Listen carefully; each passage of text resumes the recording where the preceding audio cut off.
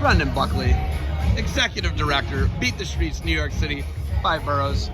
Did I get it right? Is that all? Is that? Or I got that? We encompass all 5 boroughs, Zeb. You got it. First things first, it's great to see you. I love the setup here. Yeah. Ziegfeld knocked it out of the park. How do you like the setup? I love it. I saw the picture earlier today, and the orange is flying pretty strong right now. And Ziegfeld Ballroom is preeminent spot in the city. Top places in the city to have an event. And it's a celebration of impact. It's a party, and it's recognizing the people that deserve the most attention. That's our student athletes that beat the streets. Gray Burnett and his dad and I are walking on 54 today, and he looks up, and he's smiling real hard, and he's just like really cheesing, right? He looks up. I didn't see it. His dad didn't. We didn't see it. He's on the marquee above the Ziegfeld. No way. Yeah. Right? Midtown Manhattan. Yep. It doesn't get any bigger than that in the world. United States of America, the world. Cultural center of the world. You got a marquee up, Midtown Manhattan. What's it mean to these kids to be able to put them on display like that and have the matches we're going to have tonight? Yeah, you just gave me chills right there. I mean, it's kudos to our founders, Mike Novogratz, Al Bevilacqua, to bring something that's really the city isn't known for. Certainly New York City historically was wrestling. And you know, the beauty of wrestling, I was looking at this old interview when I was coaching at Columbia on Flow years ago, and talking about when you're inside the confines of a wrestling room's a wrestling room. When you're competing in our sport, it doesn't matter if you're from the suburbs, it doesn't matter if you're from an urban center like New York City. So why can't wrestling thrive here? And to be able to broadcast our impact in the center of the world right here in New York, it's a beautiful thing. Super challenging to do this event like you do it in the non-Olympic years. The Olympic years are super hard because a month and a half ago, a lot of guys had their guts ripped out, stomped on. A lot of them are contemplating not doing the sport anymore and retiring. Others, the 6 guys that are on the team, right? It's just super hard. How are you able to stuff together a super match in Alirez and Mendez? How are you able to do it?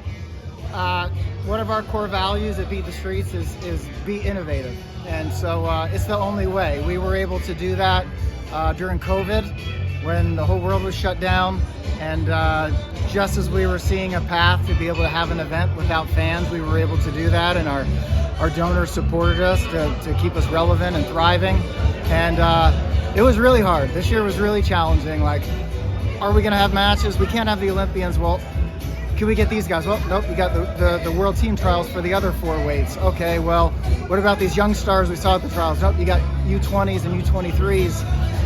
Some of the people that lost at the Olympic trials just were injured or weren't ready to compete yet. And so there's definitely a lot of variables to work through. But that is why we initially centered on an incredible trio with Tim Ferriss, Neil deGrasse Tyson, and Jordan Burroughs. Like, those are our three people we went after, and every one of them raised their hand and said yes. So like the fact that we got all of them here tonight, and then to be able to put together some pretty big time matches for our kids who should be in the spotlight, and then pepper in 2 NCAA champions with Jesse Mendez and Andrew Alirez is I'm pretty enthusiastic about the evening. If you think about this event, David Taylor came here for an exhibition, blew his knee out at the Hulu Theater, and you still get people to come back to the event even after that incident happens, and it's thrived ever since then.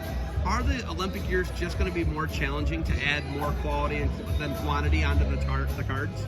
Yeah, it's certainly a challenge. At least now we know. You know, we knew coming into this year we were going to have to come up with a novel concept, and so I love the venue. I love that we do have wrestling. People want to see us provide a wrestling experience, but it's pretty incredible to have people that are so successful in their own world with Neil and Tim and Jordan, each different from one another, to shine a light on what is it that makes wrestlers special? What is it that helps us achieve the unachievable, the impossible? And so it's just a great night to celebrate. All right, I know that this is such a stressful month of your life. Will you be able to move on with regular operations next week? Yeah. Will you be able to get back to normal? Oh yeah, yeah. We tomorrow will definitely be nice and pleasant, and hopefully we crush it tonight.